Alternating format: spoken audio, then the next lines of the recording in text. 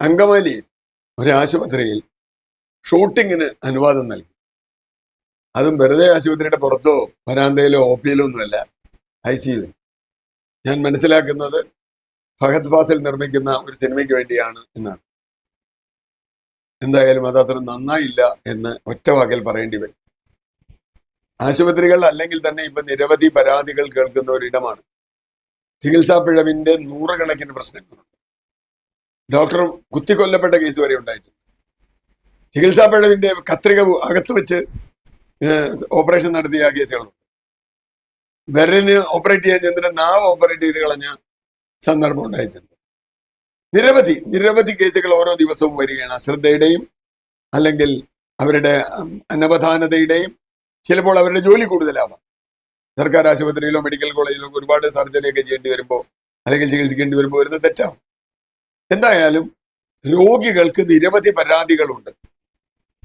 ഈ പരാതികളിൽ സാധാരണ ചെയ്യുന്ന പോലെ നമ്മുടെ ആരോഗ്യമന്ത്രി ചെയ്തു, റിപ്പോർട്ട് തേടും. അങ്ങനെയാണ് നമ്മുടെ ആരോഗ്യമന്ത്രിയുടെ സ്വഭാവം കണ്ടിട്ടില്ല. ഇപ്പോഴത്തെ ആരോഗ്യമന്ത്രി ശൈലജ ടീച്ചറുടെ കാര്യമല്ല ഞാൻ പറഞ്ഞു, വീണ ജോർജ്. ഉടനെ അവർ റിപ്പോർട്ട് തേടും. എന്നിട്ട് റിപ്പോർട്ട് എന്ത് ചെയ്യും? റിപ്പോർട്ട് അട്ടത്ത് വയ്ക്കും.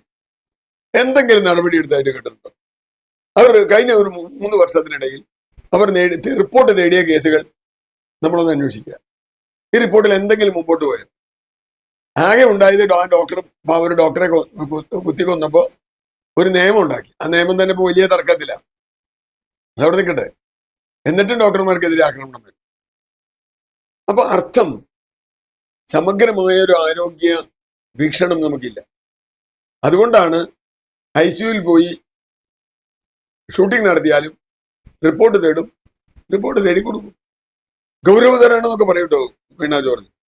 മാധ്യമ പ്രവർത്തകയല്ലേ അവര്, നല്ല വൈകാരികമായി അവതരിപ്പിക്കും. വളരെ ഗൗരവതരമാണ്. എന്നിട്ടോ ഒന്നുമില്ല. അപ്പൊ ഇതും അങ്ങനെയാവാനൊരു സാധ്യത. ഏതായാലും ആശുപത്രിക്കാർ ശ്രദ്ധിക്കുക. ഇപ്പോൾ പകർച്ചവ്യാധികളുടെ നീണ്ട കാലമാണ്. ആളുകൾ പലതരം പകർച്ചവ്യാധികൾ വന്നുകൊണ്ടിരിക്കുകയാണ്. ICUവിൽ കിടക്കുന്ന പാവപ്പെട്ട രോഗികളെങ്കിലും ഉപദ്രവിക്കാതിരുന്നാൽ നല്ലത്.